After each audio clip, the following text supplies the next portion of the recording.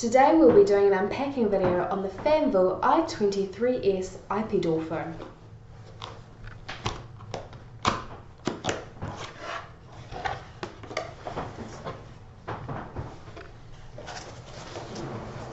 Inside the box we will find a quick installation guide,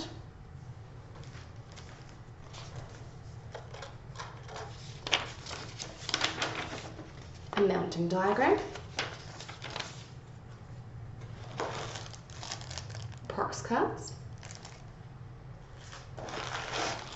and a little mounting kit including a security Allen key, a small screwdriver for inside, a terminal connector and a few screws to help you install it.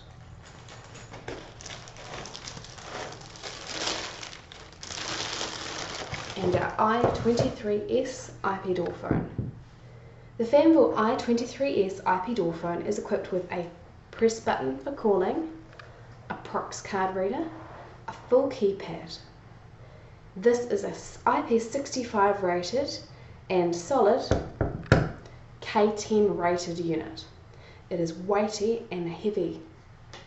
On the back you will find an ingress. This is where your PoE cable goes, plus any connections to open relays. And that is the Fanvil i23s IP door phone.